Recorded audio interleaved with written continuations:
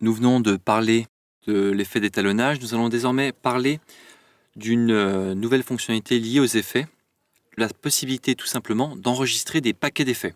Donc en gros, pour faire très simple, c'est la possibilité d'enregistrer des favoris. Donc vous avez un effet qui vous plaît, vous voulez le réutiliser.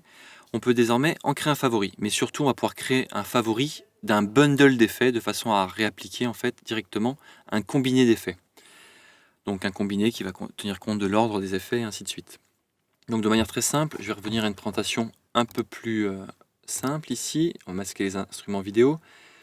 Je vais revenir ici sur mon inspecteur normal. Et par exemple, si je viens ici, j'ai un premier plan qui contient différents effets. Donc en le sélectionnant, on voit ici que j'ai un bokeh aléatoire plus un effet romantique. Waouh! On va peut-être rajouter un tout petit effet d'étalonnage. Donc commande 6, on vient de le faire juste pour avoir quelque chose, hop, voilà, un peu plus contrasté.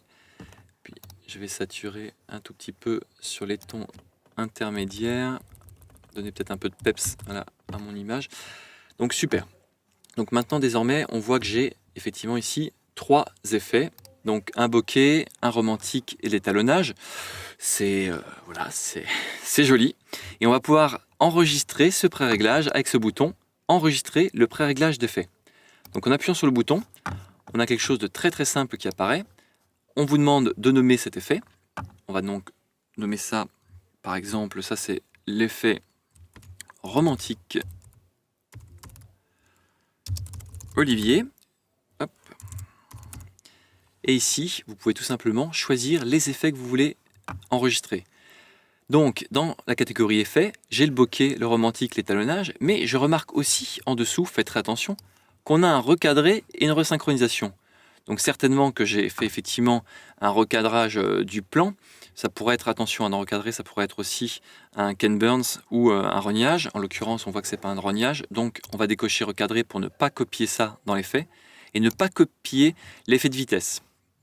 Et ici, si jamais j'avais mis des images clés, je préfère conserver les images clés de manière absolue. Donc là, j'enregistre mon effet. Je vais lui donner un nom et je vais tout simplement enregistrer ça dans une catégorie que je vais créer. Et ça va être la catégorie, en fait, par exemple, et les formes. Et les formes. Créer. Enregistrer. Et désormais, de manière très très simple, vous voyez qu'ici, j'ai dans les formes mon romantique Olivier. Ce qui va me permettre tout simplement d'aller plus loin dans mon montage. Par exemple, sur ce plan-là, qui ne contient effectivement pas d'effet, comme on pouvait le remarquer très rapidement. Le plan est sélectionné.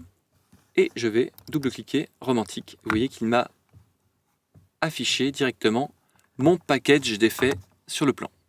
Donc c'est quelque chose de très très simple à mettre en place. Le seul point important, c'est effectivement de se créer éventuellement ici un groupe favori. Et surtout, quand vous enregistrez le pré-réglage, n'hésitez pas à descendre ici avec la barre pour surtout faire très attention, notamment en fait à la resynchronisation. Dès que vous avez fait un effet de resynchronisation, vous pourriez voir en fait le plan sur lequel vous l'appliquez qui raccourcit ou qui se rallonge parce qu'effectivement il serait resté coché. Donc ça, quelque chose de très très pratique, d'assez terrible en fait par rapport à ce qu'on avait avant, et surtout ça vous permet de créer directement des nouvelles catégories, dont la fameuse catégorie favori, avec des choses simples. Donc vous avez un effet, vous voulez le mettre en favori, et bien il suffit de l'appliquer sur un plan, de faire enregistrer, de le mettre donc dans la catégorie favori, et ensuite vous pouvez l'enlever de votre plan. Donc il y a un petit passage effectivement qui n'est pas forcément simple, mais si je vous remontre voilà, sur un plan qui ne contient pas grand chose, j'ai envie effectivement de mettre un espèce de sépia, et bien ici dans couleur on va trouver effectivement ici un sépia, je l'applique, je voudrais un sépia un peu moins fort, voilà, hop, de ce style-là. Je vais enregistrer ça dans mes favoris. De manière simple, je fais enregistrer le pré-réglage d'effet. Ici, je l'appelle sépia. Les favoris, donc du coup, je vérifie bien que j'ai que l'effet sépia enregistré. Je décoche tout ce qui ne m'intéresse pas, c'est bon. Et la catégorie, j'en crée une qui va s'appeler favori.